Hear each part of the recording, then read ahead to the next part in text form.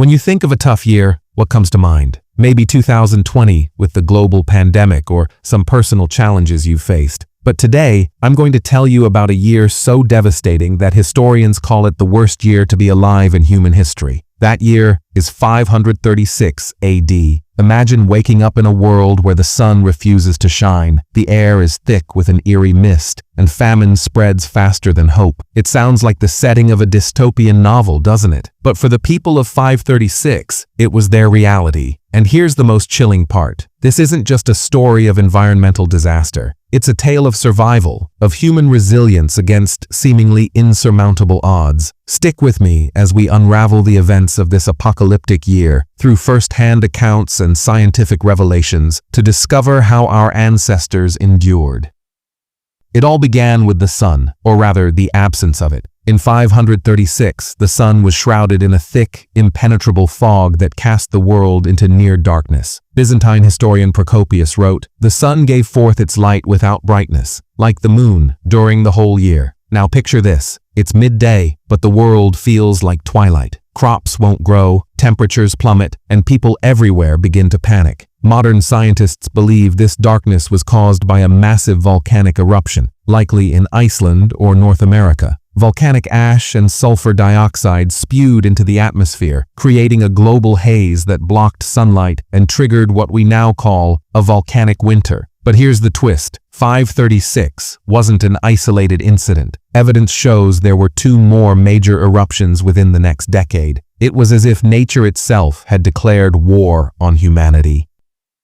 With the sun dimmed and temperatures dropping, agriculture collapsed. Crops failed across Europe, Asia, and the Americas. In Ireland, records from the Annals of Ulster describe a period of such extreme famine that people resorted to eating tree bark and even moss to survive. In China, the Beiqi dynasty recorded eerie weather patterns, with yellow dust falling from the sky and summer snow devastating harvests. Chroniclers noted, a strange yellow mist covered the land, and the fields were barren. Many perished from hunger. Now imagine being a farmer during this time. You've planted your seeds, but nothing grows. Your children cry out in hunger, and there's no way to feed them. The despair must have been unbearable. And it wasn't just the hunger. Cold weather meant longer winters and shorter growing seasons, leaving people with little to no time to recover between catastrophes.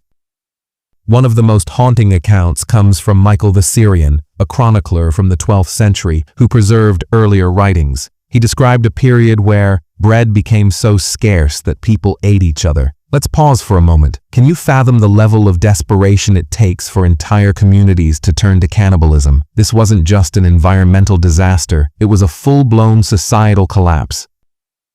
As if the darkness and famine weren't enough, humanity faced yet another catastrophic blow just a few years later. In 541 AD, the world was gripped by one of the first recorded pandemics in human history, the infamous Plague of Justinian. It emerged like a shadow over an already weakened, malnourished population, becoming a grim reaper that spared no corner of society. The plague was caused by the bacterium Yersinia pestis, the same deadly pathogen responsible for the Black Death centuries later. Carried by fleas on black rats, the disease spread rapidly along bustling trade routes, turning cities and villages into ghost towns within weeks. Imagine walking through a once thriving marketplace, now eerily silent, the laughter of children and the hum of merchants replaced by an oppressive quiet. Historian Procopius wrote chillingly about bodies piling up faster than they could be buried, with entire families succumbing overnight. Streets were littered with the dead, homes left abandoned, and in some places there weren't enough survivors to mourn the loss. The scale of devastation was unimaginable. By some estimates, the Plague of Justinian killed up to 50 million people, nearly half of Europe's population at the time. This wasn't just a medical crisis, it was a societal collapse. Trade networks disintegrated, economies crumbled, and political systems buckled under the strain. Now, here's a question to ponder. How does a society even begin to recover from something so devastating? For many, the answer wasn't in medicine, but in faith. The desperate clung to spirituality, believing the plague was divine punishment or a test of humanity's endurance.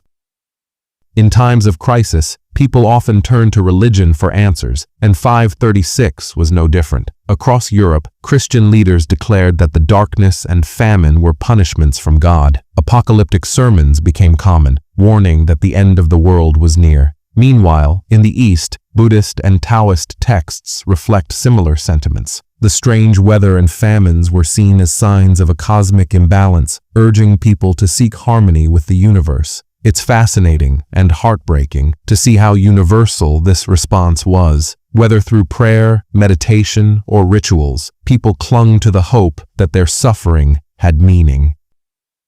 The volcanic winter of 536 wasn't a regional catastrophe. It was a global crisis, triggering a domino effect that rippled across continents. The ash-laden skies and sudden temperature drops wreaked havoc far beyond Europe and Asia, with devastating consequences for civilizations across the world. In the Americas, archaeological evidence suggests that the Moche civilization in present-day Peru faced catastrophic droughts during this period. Once a thriving society known for its impressive irrigation systems and art, the Moche struggled to sustain their population. Researchers have found signs of societal strain, possibly linked to the same climatic disruptions that darkened the skies across the globe. In Scandinavia, the impact was equally severe. Entire villages were abandoned as food supplies dwindled and winters grew harsher. The Norse sagas later recounted chilling tales of a time when the world was covered in ice and snow, hinting at the cultural memory of these harrowing years. Even the mighty Roman Empire felt the tremors of this disaster. The Byzantine economy, already fragile, collapsed further as trade routes froze, both literally and figuratively. Agricultural production plummeted, leading to food shortages that destabilized the empire. Political unrest soon followed, weakening its hold on territories and ushering in a period of vulnerability. And yet, amidst this global chaos, humanity displayed remarkable resilience. Communities adapted to the changing world, fostering innovations that would shape future generations. From the Americas to Asia, people banded together, proving that even in the face of nature's fury, survival was possible.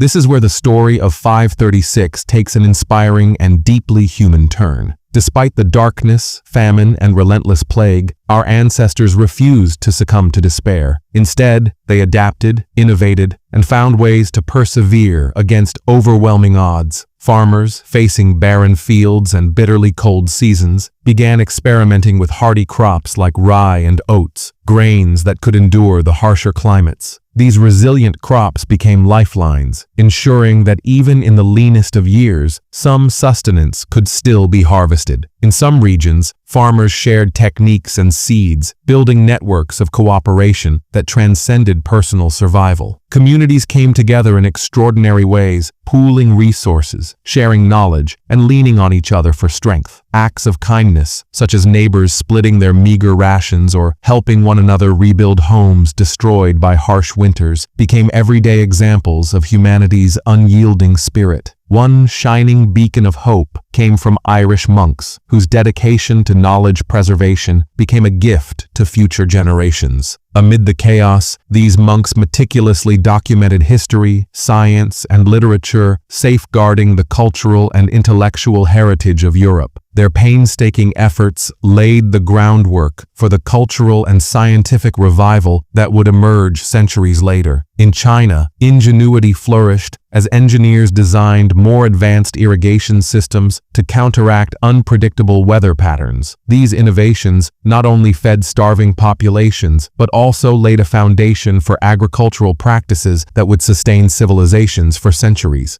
The resilience of humanity in 536 is a powerful reminder. Even in the darkest times, innovation, community, and hope can illuminate a path forward. So why does the story of 536 matter to us? For one, it's a powerful reminder of how interconnected we are with the environment. A single volcanic eruption on one side of the world can ripple across continents, disrupting entire civilizations. But more importantly, it's a testament to the resilience of the human spirit. If people in 536 could survive years of darkness, famine, and disease, surely we can find the strength to overcome our challenges today. Think about the lessons this teaches us: the importance of adaptability, the value of community, and the need for innovation in the face of adversity. The year 536 was, without a doubt, one of the darkest chapters in human history, literally and figuratively. But it was also a time that showcased humanity's incredible capacity for survival and recovery. As you reflect on this story, ask yourself, what would you have done if you lived through 536? How would you have faced the darkness, the hunger, and the fear? And here's a thought to carry with you. No matter how bleak things may seem, history shows us that there's always a way forward.